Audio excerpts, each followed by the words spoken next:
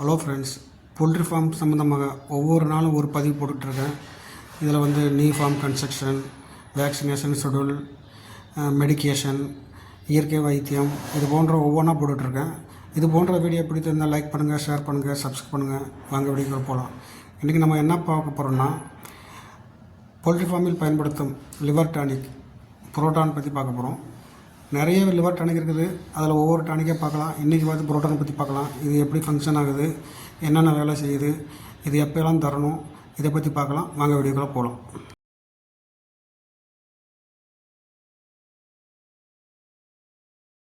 இந்த proton liver டானிக்கில் வந்து 3 வகையான குணங்களை கொண்டுள்ளது. ஒன்று, லிவர் சம்மந்தமான நோய்களுக்கு வந்து இந்த புரோட்டான் பயன்படுகிறது. அடுத்து பார்த்திங்கனாக்கும் செரிமானம் சம்மந்தமான, ஏன்னா அதில் ஈஸ்ட் இருக்கிறதுனால செரிமானம் சம்மந்தமான நோய்களுக்கும் பயன்படுத்தலாம். அதேமாதிரி ஆல்கஹால் கண்டென்ட் இருக்கிறதுனால வந்து ஃபீட் ரைஸ் பண்ணுறது, அதாவது அதிக ஃபீடு எடுக்க வைக்கிறதுக்கான பிரச்சனைகளுக்கு வந்து இந்த லிவர் டானிக்கை வந்து பயன்படுத்தலாம். ஸோ 3 குணங்களை கொண்டு உள்ளதால் நீங்கள் அதிகமாக புரோட்டானை பயன்படுத்தினால் நிறைய நன்மைகள் ஏற்படும். இது எப்போலாம் பயன்படுத்தணும், இதை பற்றியும் பார்க்கலாம். எப்போல்லாம் இந்த லிவர் டானிக்கை நீங்கள் பயன்படுத்தலாம்னா, கோழி வந்து ஸ்டண்டிங் ஆகி நாரை பறிச்சுட்டு ஓடிக்கிட்டு இருக்கும், ஃபீரண்டுக்கு போகாது, அந்த மாதிரி டயத்தில் வந்து இந்த லிவர் டானிக்கை பயன்படுத்தலாம்.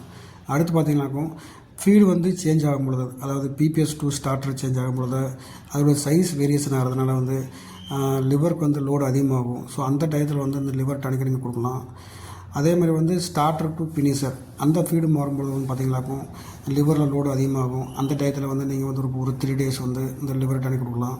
ஸோ இது போன்ற எப்போயெல்லாம் வந்து லிவர் சம்மந்தமான பிரச்சனை ஏற்படுது, லிவருக்கு லோடு அதிகமாகுதோ, ஸோ அப்போயெல்லாம் வந்து நீங்கள் இந்த லிவர் டானிக்கை வந்து கொடுத்துருந்தீங்களாக்கும் கோழிக்கு தேவையான ஆற்றலை வந்து ப்ராப்பராக கொடுத்துட்ருக்கோம் லிவரு. ஸோ இது வந்து எவ்வளோ கொடுக்கலாம்னு பார்த்தீங்களாக்கும், நீங்கள் ஸ்டார்டர் டு ஃபினிஷர் போகும்போது வந்து 1000 கோழிக்கு 100 மில்லி வச்சு ஒரு 3 days கொடுக்கலாம். பிபிஎஸ் டூ ஸ்டார்டர் போகும்போது வந்து 1000 கோழிக்கு 50 மில்லி வச்சு ஒரு 3 days கொடுக்கலாம்.